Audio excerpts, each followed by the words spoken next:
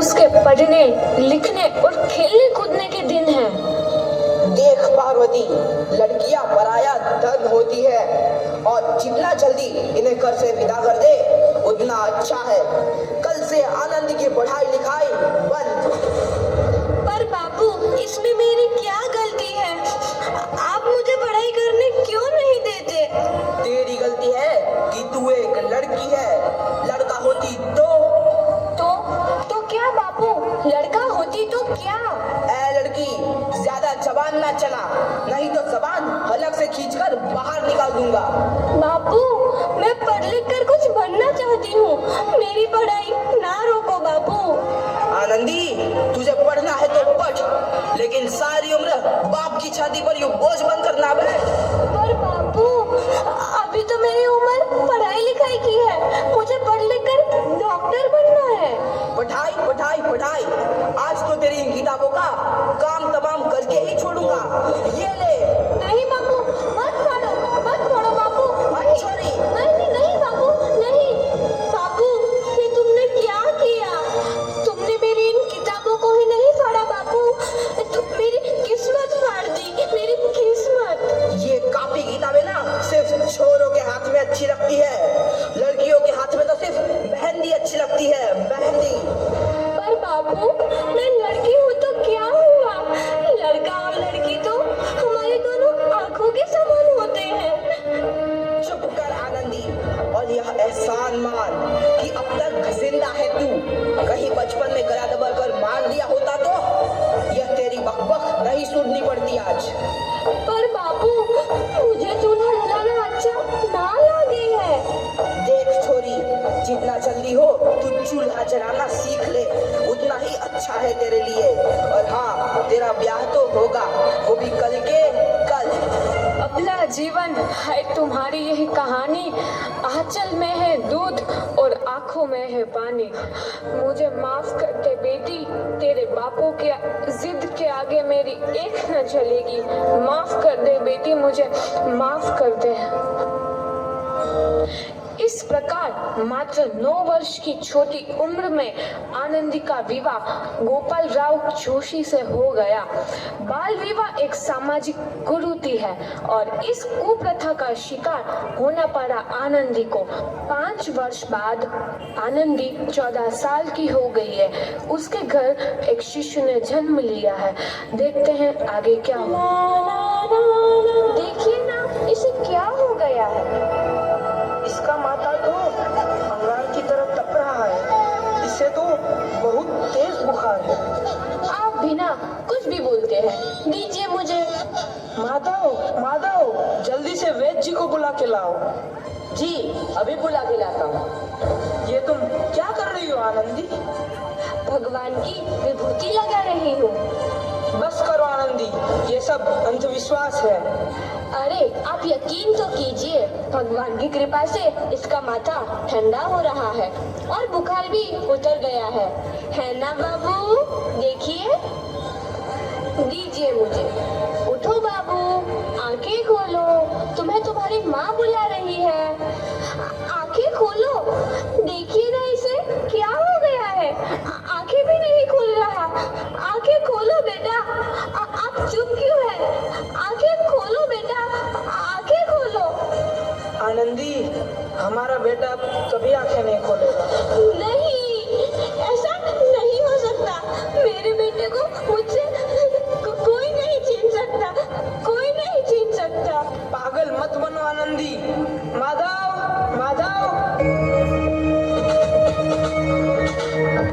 आनंदी, बंद करो ये पागलपन। भगवान ने मेरा बच्चा छीन लिया। भगवान ने नहीं, तुम्हारी अशिक्षा और अंधविश्वास ने तुम्हारा बच्चा छीना है। अगर तुम पढ़ी लिखी होती तो आज हमारा शिशु जीवित होता। तुम अनपढ़ थी आनंदी, अनपढ़। नहीं, अब मैं अनपढ़ नहीं रहूंगी मैं अनपढ़। मैं पढ़ूंगी ताकि कल किसी और आनंदी को इलाज के अभाव में अपना बच्चा ना खोना पड़े। शाबाश आनंदी, और यही तुम्हारे अपराध के लिए प्रायश्चित भी है।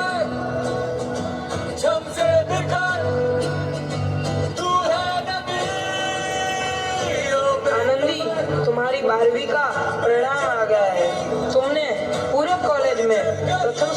अर्जित किया है।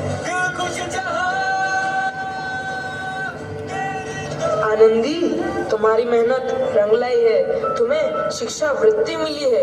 ये लो तुम्हारे अमेरिका जाने की टिकट। मुझे शिक्षा वृत्ति मिल गई, मैं अमेरिका जा रही हूँ।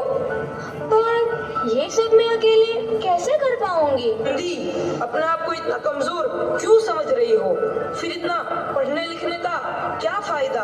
तुम अभी गवार की गवार नहीं हूँ मैं अब गवार।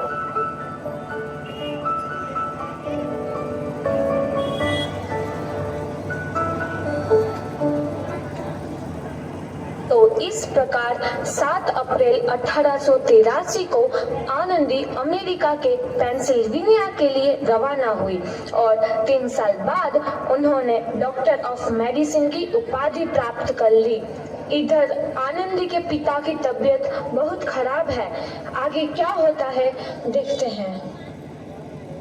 लगता है अब मेरे जाने का समय आ चुका है। मैं नहीं बचूंगा। ऐसा मत बोलो। शहर के सिटी हॉस्पिटल में अमेरिका से डिग्री लेकर कोई बड़ा डॉक्टर आया है। एक बार वहाँ चलकर दिखा लेते हैं। हाँ, सही बोला भैया। कम से कम दिल को तसल्ली तो मिल जाएगी। हाँ हाँ, चलो चलो जल्दी हॉस्पिटल चलते हैं।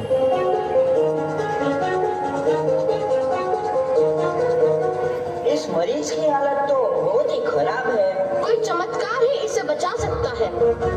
ऐसा मत बोलो भाई। डॉक्टर साहब कब तक आ जाएंगे? लो आ गई डॉक्टर मैडम। डॉक्टर मैडम जल्दी देखिए, मरीज की हालत बहुत ही खराब है।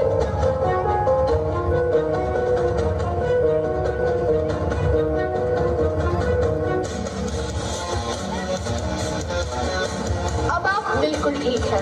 मौत के मुंह से आपको बचाया है डॉक्टर मैडम ने। डॉक्टर साहब ने मुझे बचा लिया।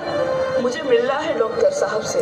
डॉक्टर साहब नहीं, डॉक्टर मैडम बोलो। डॉक्टर मैडम, उन्होंने ही तुम्हें जीवन दान दिया है। लो आ गई डॉक्टर मैडम, मिल लो उनसे। डॉक्टर मैडम, आपका बहुत बहुत धन्यवाद। आपने मेरी जान बचाई। इसके बदले में मैं गरीब भला आपको क्या दे सकता हूँ? वचन चाहिए मुझे कि कभी ये नहीं कहोगे कि लड़कियां कुछ नहीं कर सकती। वचन? ये कैसा वचन? अरे श्यामलाल, तुमने पहचाना नहीं? तुम्हारी बेटी आनंदी। आनंदी? मेरी बेटी आनंदी डॉक्टर? हाँ बापू, वही आनंदी जिसके लिए बचपन में तूने चूल्हा और दूल्हा के अलावा कुछ नहीं सोचा था। आनंदी, आनंदी मेरी बेटी, मुझे माफ कर दे। मैं तेरा गुनहगार हूँ बेटी। नहीं नहीं बापू, वही आनंदी जिसके हाथ पीले करके तुम उसकी सारी जिंदगी काला कर देना चाहते थे। माफ कर दे मुझे मेरी बच्ची, माफ कर दे। मैं तेरा अपराधी हूँ मेरी बच्ची, माफ कर दे। नहीं बापू, मैंने तो तेरा एहसान चुकाया है। याद है ना अपना एहसान जो बचपन में तुमने मुझ पर किया था? ताने सुना सुना कर जीते जी मार डाला था मुझको। अब बोल, और किस किस को मारेगा? आनंदी बेटी, मुझे माफ कर दे मेरी बच्ची। मैं तेरा गुनहगार हूँ। बापू, आपने ही तो बोला था किताबें सिर्फ बेटों के हाथ में अच्छी लगती है, बेटियों के हाथ में तो सिर्फ मेहंदी। बेटों और बेटियों में फर्क करना तो आंखों में फर्क करने समान है। एक का पढ़ना और दूसरे का ना पढ़ना सामाजिक अंधकार है बापू, सामाजिक अंधकार। उपकार मांगता हूँ मैं तुझ जैसी बेटी का, जिसने सारी उम्र मुझसे कुछ ना मांगा। मांगा तो सिर्फ बराबरी का दर्जा। वरना सच तो यह है कि मैं तेरी माफी के लायक भी ना हूँ। मुझे सा बाप तेरी बराबरी कर सके उसके मैं लायक भी ना हूँ मेरी बेटी, लायक भी ना हूँ। अपने बापू को क्या माफ नहीं करोगी आनंदी? माफ कर दो आनंदी, माफ कर दो। सुबह का भूला यदि शाम को घर लौट आए तो उसे भूला नहीं कहते। बापू। तो इस प्रकार आनंदीबाई जोशी ने अपनी मेहनत और अटूट इरादे से न केवल भारत की पहली महिला डॉक्टर बनी, बल्कि आगे चल के उन लड़कियों के लिए सुनहरा रास्ता दिखा गई जो जीवन में कुछ करना चाहती थी।